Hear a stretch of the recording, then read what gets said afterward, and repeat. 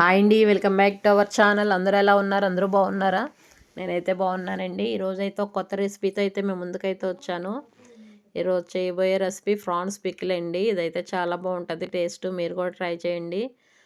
చాలా ఇష్టంగా అయితే తింటారు. ఇప్పుడైతే క్లైమేట్ చల్లగా ఉంటుంది కదా, వేడివేడిగా కారం కారంగా తింటే మాత్రం టేస్ట్ అయితే అదిరిపోద్దండి ఇది. ముందుగా అయితే ఫ్రాన్స్ని అయితే తీసుకున్నాను నేను. వీటిని అయితే నీట్గా క్లీన్ చేసుకుని పెట్టేసుకున్నానండి. అలాగే దీంట్లో కావాల్సిన గ్రేవీకి అయితే తీసుకుందాము. ధనియాలు, ఆవాలు, జీలకర్ర, మెంతులు, దాల్చిన చెక్క, యాలక్కాయ, లవంగి మొగ్గనండి. నేనైతే 2 స్పూన్స్ ఆవాలు, 2 స్పూన్స్ ధనియాలు, అలాగే 1 స్పూన్ జీలకర్ర, హాఫ్ స్పూన్ అయితే మెంతులు తీసుకున్నానండి. వీటిని అయితే బాగా వేగించుకోవాలి. ఆయిల్ అది ఏం వేయకుండానే మామూలుగానే వేయించాలండి వీటిని. ఈ విధంగా అయితే స్టవ్ని అయితే సిమ్లో పెట్టుకుని అయితే వీటిని బాగా వేయించుకోవాలి. ధనియాలు అవిని మనకి ఆవాలు ఎక్కువ వేసుకోవాలండి. ఆవ పిండి కాబట్టి, ఆవకాయ అంటున్నాం కాబట్టి టేస్ట్ అయితే అప్పుడే ఆవకాయ టేస్ట్ అయితే వస్తుంది. మెంతులు అయితే కొంచెం వేసుకోవాలి, హాఫ్ స్పూను. ఎక్కువైతే వేయకూడదు మెంతులు. ఈ విధంగా వీటిని అయితే బాగా ఫ్రై అయితే చేసుకోవాలండి. ఆవాలు అయితే చిట్టుపెట్లు ఆడుతున్నాయి కదా. ఇప్పుడైతే స్టవ్ని అయితే కట్టేసుకోవచ్చు. వీటిని పక్కన పెట్టేసుకోవాలి. ఇప్పుడైతే మనం ముందుగానే తీసుకుని ఫ్రాన్స్ క్లీన్ చేసి పెట్టుకున్నాం కదండి. వీటిని అయితే బాయిల్ చేయాలి ఫస్ట్. మనం వాటర్ అది ఏమి వేయకూడదండి. ఫస్ట్ అయితే స్టవ్ వెలిగించుకొని గిన్నె పెట్టుకోవాలి. గిన్నె పెట్టుకొని డైరెక్ట్గా ఫ్రాన్స్ని అయితే వేసేయాలి. ఇందులోనే వాటర్ అంతా బయటకు వచ్చేస్తుందండి మనకి. దీంట్లోనే వాటర్ అంతా బయటకు వచ్చేసి బాగా దగ్గరికి అయితే ఇంకిపోవాలి. ఫ్రాన్స్ అయితే దగ్గరికి చుట్టబడిపోయినట్టు అయితే అయిపోతాయి. ఇంక ఏం వేయలేదండి ఇంట్లో అయితేనే, ఓన్లీ ఫ్రాన్స్ ఒకటే వేసాను. మనకి ఇలా అవడానికైతే ఒక 15 to 20 మినిట్స్ టైం అయితే పడుతుంది. మధ్య మధ్యలో కలుపుకుంటూ ఉండాలి. చూడండి అందులోనే వాటర్ అంతా ఎలా వస్తుందో. డైరెక్ట్గా ఆయిల్లో అయితే వేసేయకూడదండి ఫ్రాన్స్ని ఎప్పుడుని. ఈ విధంగా చేస్తే పచ్చడి అయితే నిలవైతే ఉంటుంది, టేస్ట్ కూడా బాగుంటుంది. అదైతే ఇంకుతుంది కదండి. ఈ లోపు అయితే చల్లారినివ్వండి. చల్లారిని అయితే మిక్సీ కొట్టేసుకోవచ్చు. పొడి అయితే చేసి పక్కన పెట్టేసుకున్నాను నేను. చాలా ఈజీ అండి పికిల్ అయితేనే. చాలా కష్టమని అయితే అడ్డుపోతారు చాలామంది, కానీ చాలా ఈజీగా అయితే చేసుకోవచ్చు మనము. పొడి పక్కన పెట్టానండి. ఇవి కూడా దగ్గరగా అయితే అయిపోయినాయి. చూడండి వాటర్ అంతా ఇంకిపోయింది దగ్గరికి. వీటిని అయితే ఒక ప్లేట్లోకి తీస్తాను. మళ్ళీ అదే గిన్నెలో ఆయిల్ అయితే వేసాను నేను. మన పికిల్కి సరిపడా ఆయిల్ అయితే వేసుకోవాలండి.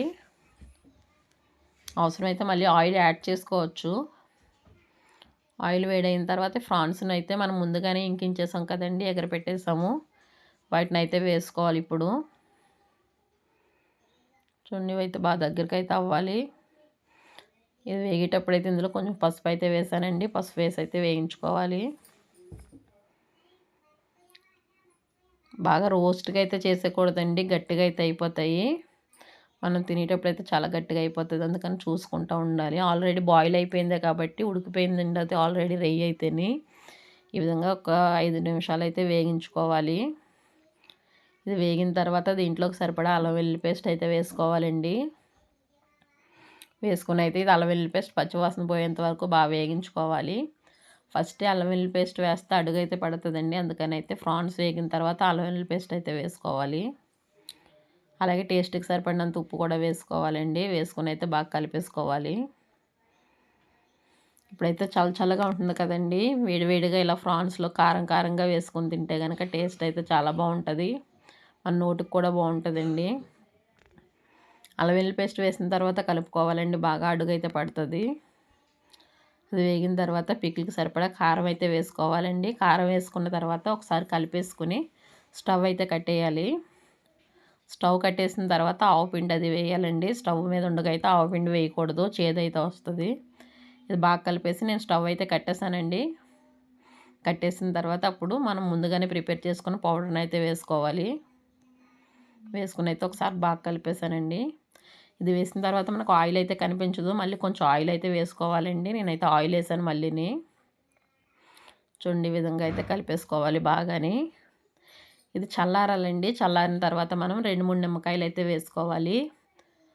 రసమున్నకాయలు అయితే ఒక 2-3 వేసుకుంటే టేస్ట్ అయితే బాగుంటుందండి. చల్లారిన తర్వాతే వేయండి, వేడి మీద అయితే వేయొద్దు.